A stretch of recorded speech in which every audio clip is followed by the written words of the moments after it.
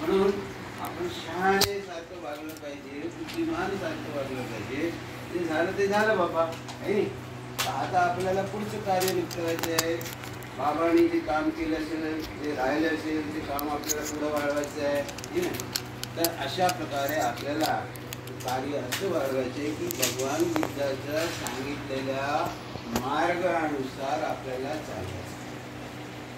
त्या मार्गानुसार मार्ग कोणतं सांगितलं जास्तीत जास्त आपल्याला सोपा मार्ग आहे शिलाचा मार्ग. 5 शील आपल्याला सांगितले आहे. 5 शील सांगितलं कोणते आहे?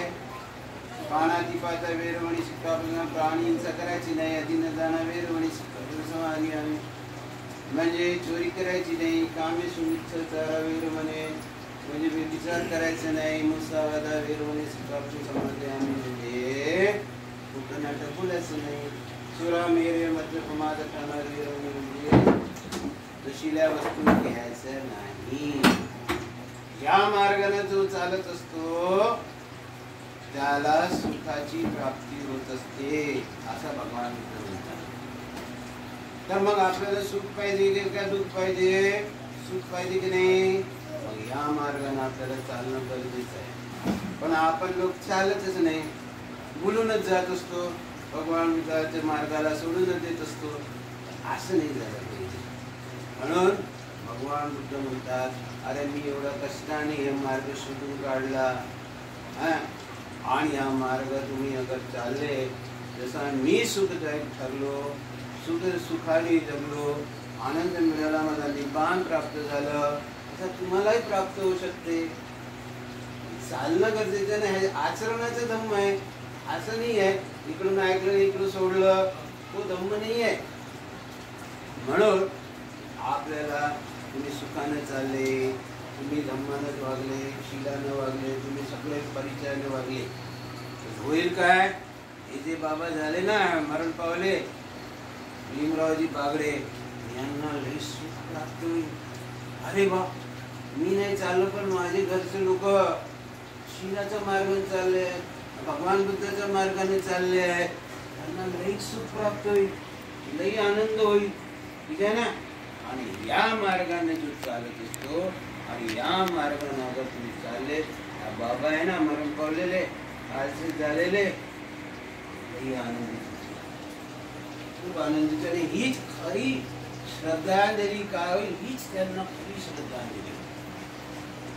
खरी श्रद्धांजली द्यायची एक नाही आपल्याला, म्हणाले की नाही म्हणा, नुसतं ऐकून राहिले की सोडून राहिले, सोडायचं नाही, ऐकून त्याला घ्यायचं. ठीक आहे ना. म्हणून शीलानं वागणार म्हणून भगवान काय म्हणतात, शीलेन सुगतियन्ति. शीलामुळे सुगतीचा लाभ होत असतो. चांगली गती है ना, चांगली गती भेटली पाहिजे ना आपल्याला. आणि शीलेन भोग संपदा, आपल्याला भोग संपदाही लाभत असतो. आणि शीलेन निकुंतीयति, निब्बाण आपल्याला प्राप्त. निब्बाण म्हणजे परम सुख. हे एवढं सारं याच्यामध्ये शीलामुळे समजलं ना. भगवान बुद्ध एका ठिकाणी असे म्हणतात, अरे माझी पूजा नाही केली तरी चालेल, माझ्या पूजेपेक्षा अगर तुम्हाला सगळं जास्त अगर पुण्य लाभ करून घ्यायचं असेल या शीलामुळे, या शीलाने चाला, तुम्हाला माझ्यापेक्षा डब्बल पुण्य लाभ होईल. समजलं ना. तुम्हाला चांगली गती मिळेल, तुमचं आयुष्य सुखमय होईल, मंगलमय होईल, आनंदयुक्त होईल आणि तुमचं आयुष्य सुखमय जाओ, मंगलमय जाओ, आनंदयुक्त जाओ, अशी मी भगवान बुद्धाच्या चरणी कामना करतो. आणि माझे छोटे सत्वचन इथेच पुरे करतो. भवतु सर्व मंगलम, भवतु सर्व मंगलम, भवतु सर्व साधु साधु. बोला म्हणजे तुम्ही प्रज्ञा पे म्हणजे क्या क्या बोला. तर सर्वप्रथम तथागत भगवान गौतम बुद्ध, परमपूज्य डॉक्टर बाबासाहेब आंबेडकर, सम्राट चक्रवर्ती अशोक यांना दिवार वंदन करतो. उपस्थित भिक्षू संघ जो आहे त्यांना सुद्धा दिवार वंदन करतो. आपणा आपण जे उपस्थित झालेले आहेत या परिक्रमाला आपणाला सुद्धा साधुवाद देतो आणि मंगल कामना करतो. परित्राण हा दुःखमुक्तीचा विधी आहे.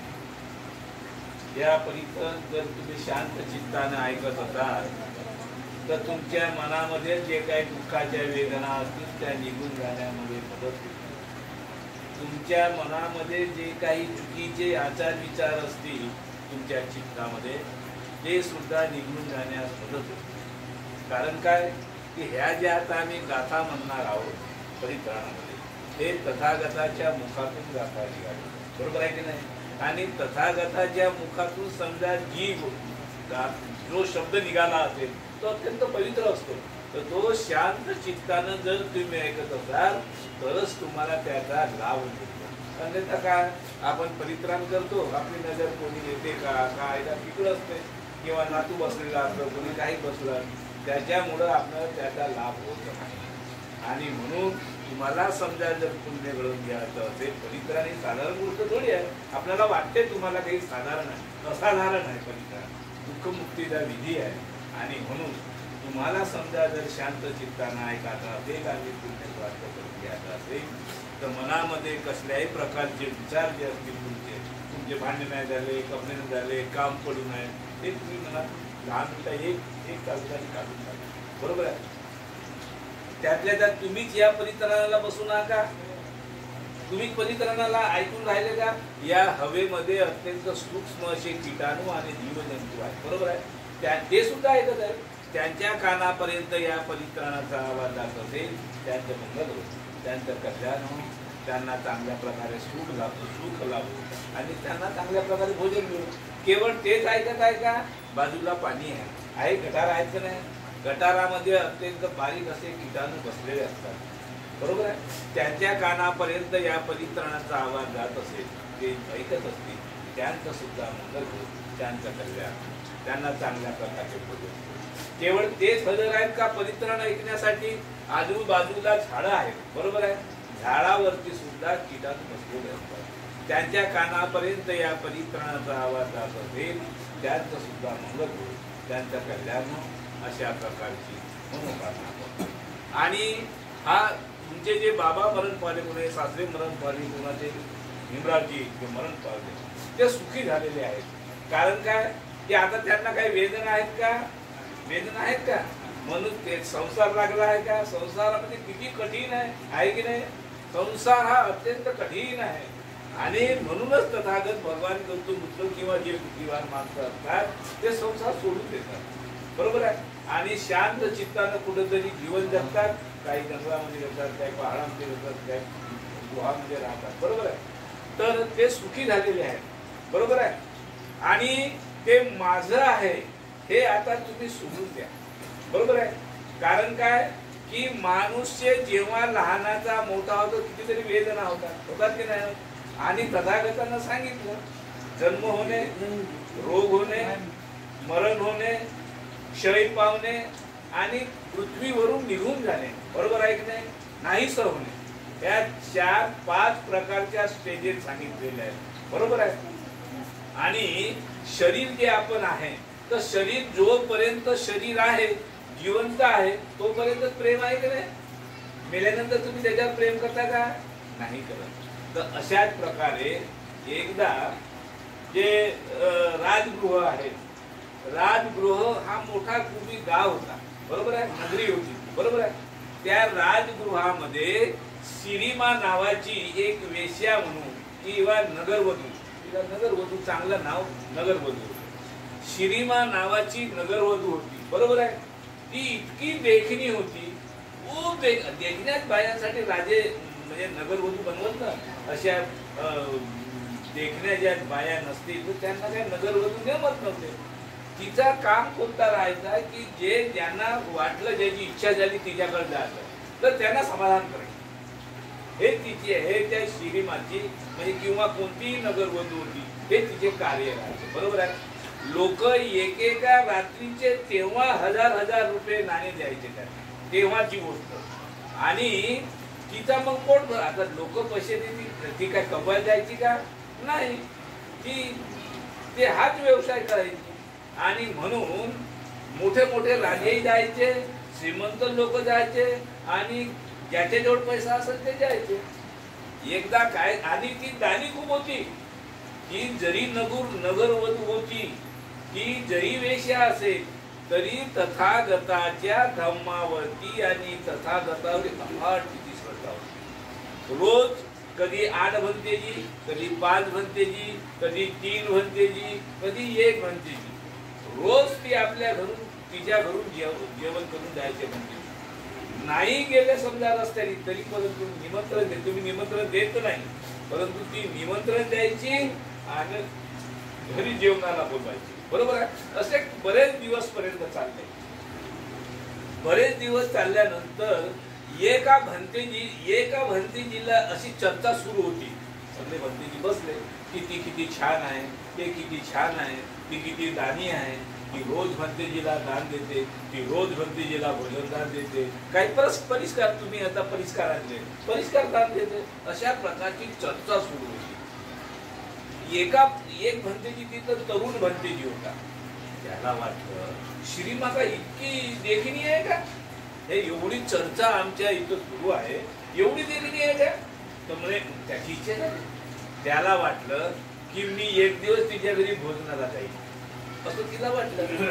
4-5 दिवसांनी तिचा त्याने ऍड्रेस घेतला आणि तो त्याच गल्लीतून जायला निघाला. तर तिचा घर त्याला दिसला. तिच्या घरी घुसला, प्रवेश केला. घरी प्रवेश केला तर तिची दासी म्हणते, भंतेजी या बरं झालं म्हणते, तुम्ही आज आले तर भोजनाला. तर भोजनाला बसला. तिच्या दासीने तिला भोजन वाढलं. दासीने भोजन वाढलं तर त्या श्रीमाला वाटलं की म्हणजे माझ्या घरी भंतेजी आला आणि मी समजा जर त्याला वंदन केलं नाही तर मला बरं वाटेल का. नाही, तिला वाईट वाटलं. तर तिची तब्येत त्या दिवशी खराब होती, अत्यंत बिमार होती.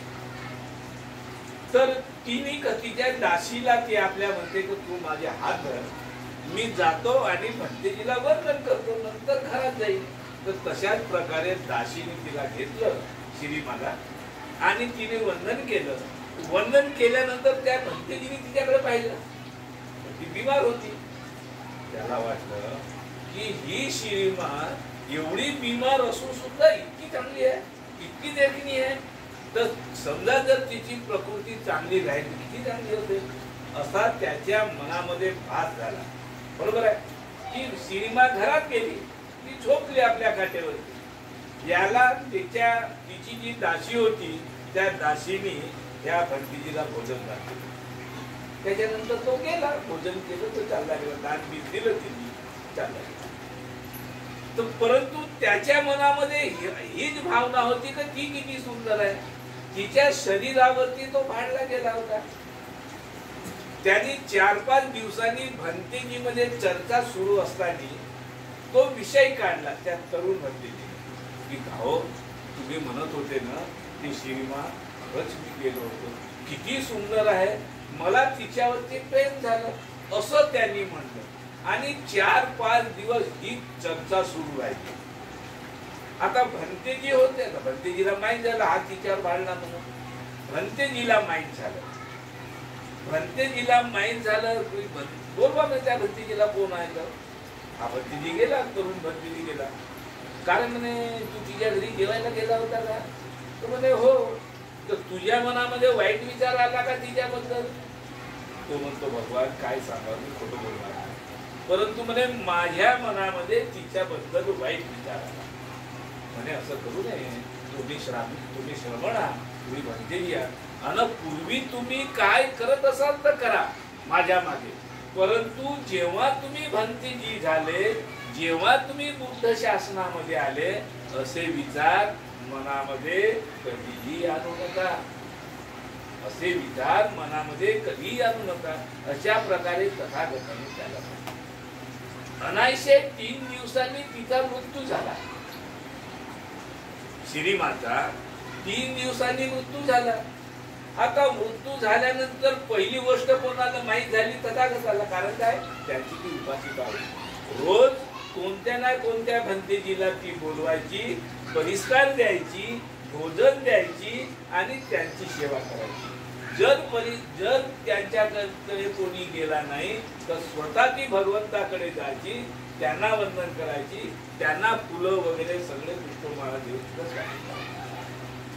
आता हे भगवंताला माहीत झालं. मग भगवंत मनात म्हणाले की आता म्हणे यांच्या मनातून जो भाव आहे, प्रेमाचा भाव आहे किंवा चुकीचा विचार आहे, काम वाचलेला, हा कसं काढायचा. म्हणून त्या राजाला फोन केला, म्हणजे राजाला माणूस पाठवला की म्हणे महाराज, प्रसिद्धित राजा होता ना, म्हणे महाराज इथली जी नगरवधू होती शिरीमा, तिचा मृत्यू झालेला आहे, मला कळलेला आहे, आणि म्हणून तिचं अंत्यसंस्कार आताच करू नका, तिला लोकांना घेऊन जायसाठी सांगा. आणि ते काय म्हणतात, बरेखट म्हणतो ना आपण, तर तिथं मध्ये म्हणे 3-4 दिवस ठेवा म्हणे. परंतु ही एक काळजी घ्या, आता मेलेल्या माणसाला कावळे टोचतात, बरोबर आहे, खारी टोचतात, बरोबर आहे, मांस घेऊन जातात, तर याची फक्त तुम्ही दखल घ्या, काळजी घ्या, तसं व्हायला पाहिजे. तर राजाला माहित होतं की तथागताने समजा जर मला सांगितलं काहीतरी कारण असेल, तथागत बिना कारणाशिवाय कोणतीच गोष्ट करत नाही. एवढीशी गोष्ट तथागताने राजाला सांगितली, याचा अर्थ काहीतरी राज असेल म्हणूनच सांगितली नाही. राजा म्हणतो ठीक आहे बा. तिचा प्रेत स्मशानभूमीमध्ये नेला. तिचा प्रेत स्मशानभूमीमध्ये नेल्यानंतर 3 दिवस ठेवलं तसं, त्याच्यामध्ये संरक्षण करून झाकून बुकून, नाही का, 3 दिवस ठेवलं. मग आता मेलेला शरीर 3 दिवस राहील का. शरीराला किती दरवाजे आहेत, 9 दरवाजे आहेत, बरोबर आहे.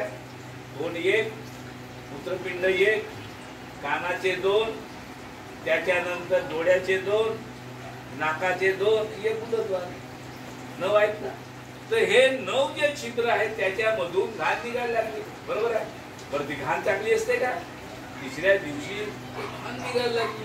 तथागत म्हणतात चला भंतेजी लोकांनो, तुम्ही कुठं चला, त्या स्मशानभूमीमध्ये चला.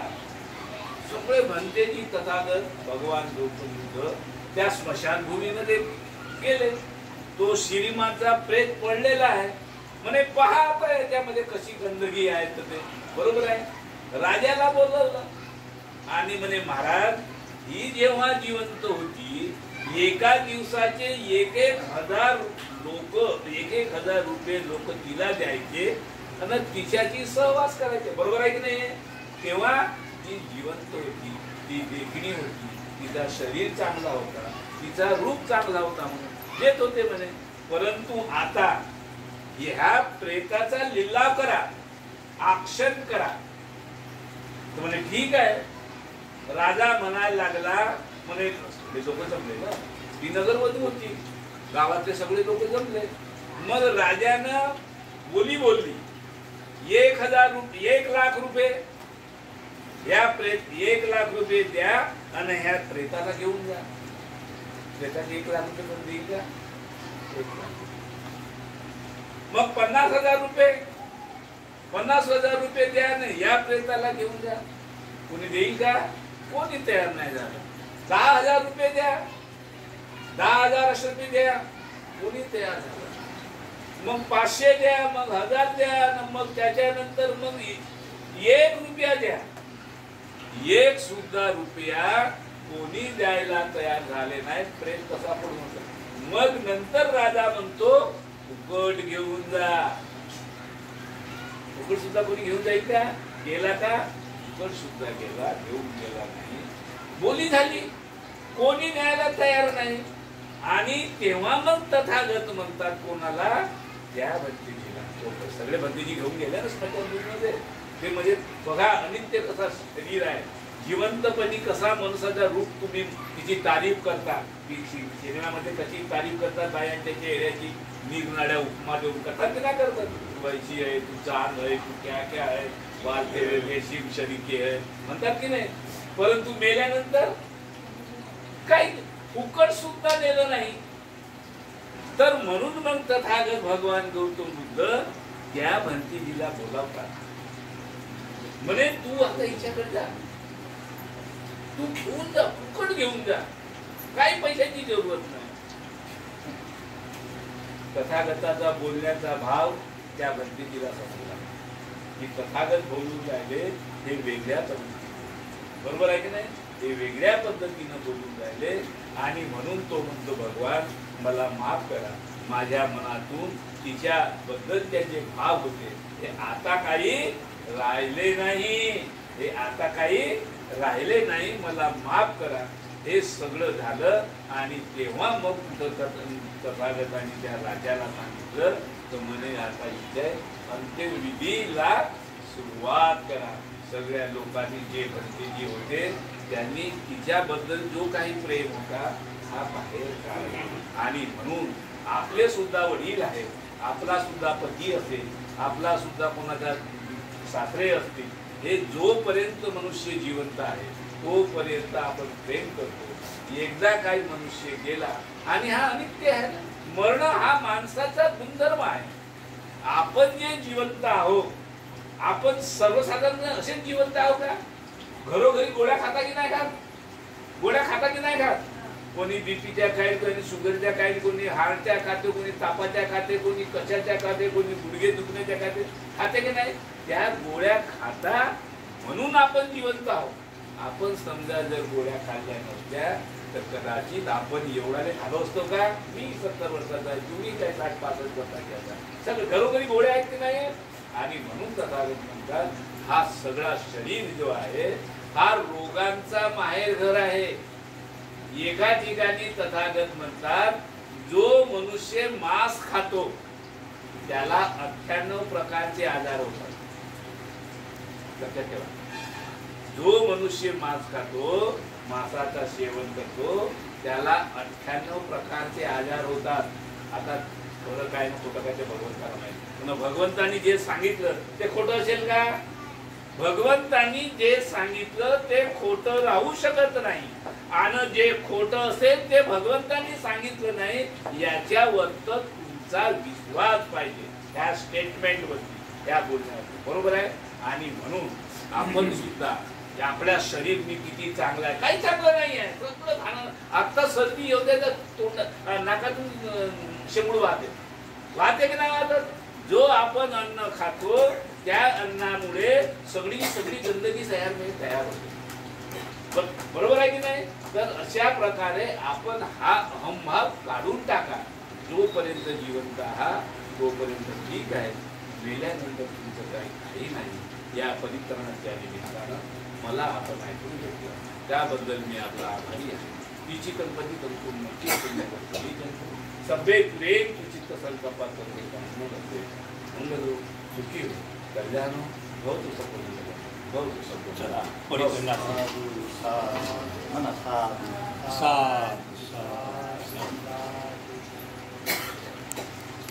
चला परिक्रम समन्ता चक्रवालेषु अत्र गच्छन्तु देवताः सधम्मं मुनिराजस शृण्वन्तु सगमोखदं धम्मश्रवणकालो अयं वदन्तां धम्मश्रवणकालो अयं वदन्तां.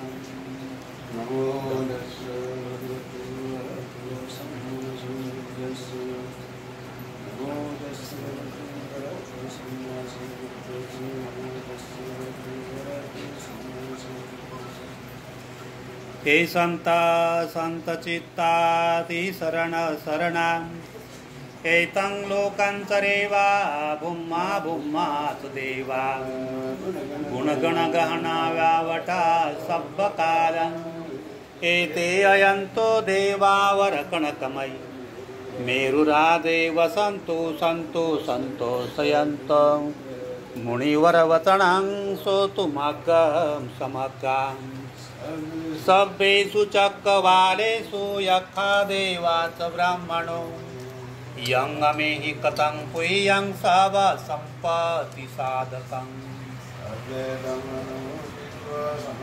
शासनेरतापमादरयिता हुन्तु आरक्षासु विशेषतु शासनसाचलोकस्सा ऊर्ध्वे भवन्तु सर्वदा शासनमि पञ्चलोकाञ्च देवा रक्षन्तु सर्वदा सुखी सर्वे परिवारे आत्मनो अणिगा सुमना होन्तु सह सर्वे हि यातिभिः राजतो वा चोरतो वा मनुसतो वा मनुसतो वा अज्ञेतो वा उदकतो वा पिशाचतो वा खानुकतो वा कतो वा नखतो वा जनपदरोगतो वा असन्धे मतो वा असन्धे ठितो वा अस्सपुरीसतो वा चण्डाहाति असमेघा गोणाङ्कुकरङ्गहि विचेताम् मणिसपदीपि अचद्रचं सुकरस्य मैष यक्षं रक्षं साधिः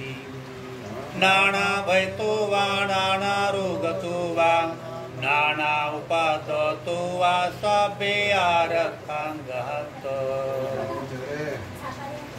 साधु साधु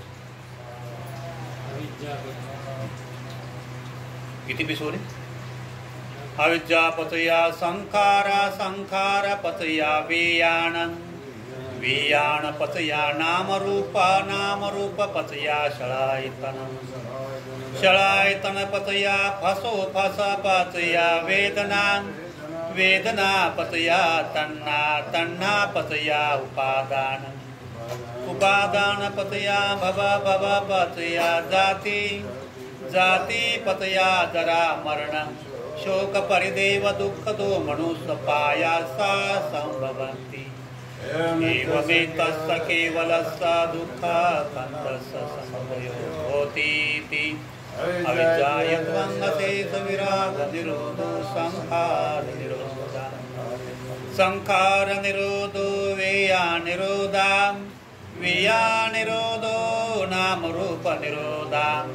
नामरूपनिरोधा शलायतनिरोधो शलायतनिरोधा फसनिरोधा वेदनानिरोधो निरोधा तन्नानिरोधा उपादानिरोधा भवनिरोधा जाति निरोधा जरा मरणं शोक परिदेव दुःखदो मनुष्यपायासा निरोधो होते ते दुःखकन्दस्य निरोधो होति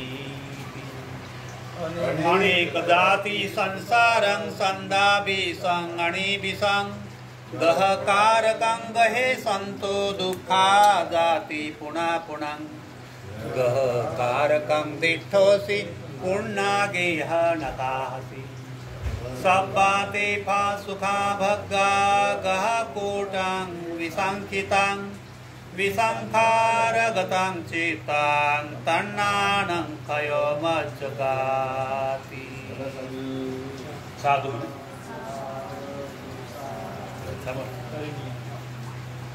करणीयमत्कुशलेन यन्तं सन्तं पदां अभिसमेचान् सकोदुत सुदुत सुवचुत समुदु अनितिमानि संतु सकोत सुबरोत आपके च सलहु कबेते शांतेन्द्रियोत निपकोत आपगापो कुलेषु अणुगीत न संकुदं समाचरे किंचेन वियो परि उपवदेयम् सुखिनो वा खेमिनो हुन्तु सभ्ये सत्ता भवन्तु सुखी तथा एकी चिपाणभूतातीत सावा वा अणवशेषा दीघा वा महन्ता वा मर्जिमारस काणुकतुला दिठा वा एवादिठा एतदुरे वसन्ति अवेदुरे भूता वा संभवेसि वा सभ्ये सत्ता भवन्तु सुखी तथा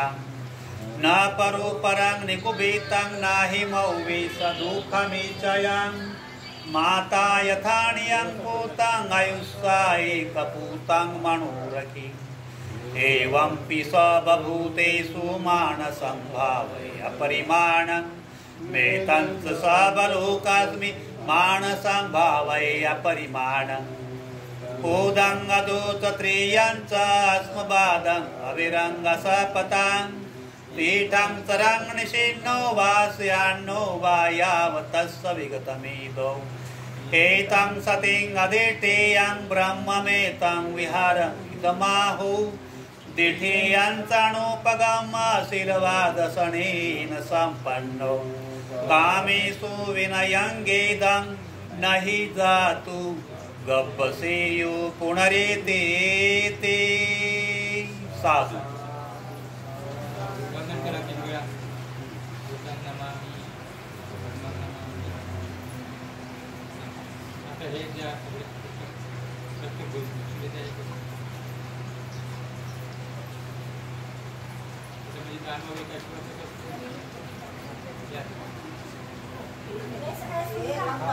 साध्या बोलू देऊन द्या पेक्षा लोकांना. काम आहे एक फूल ठेवून जा. एक फूल ठेवून दे. प्रत्येक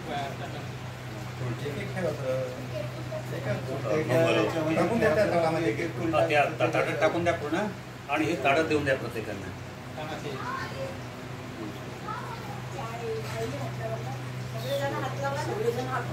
वेळ आहे वेळ आहे तुम्ही लोक सांगा.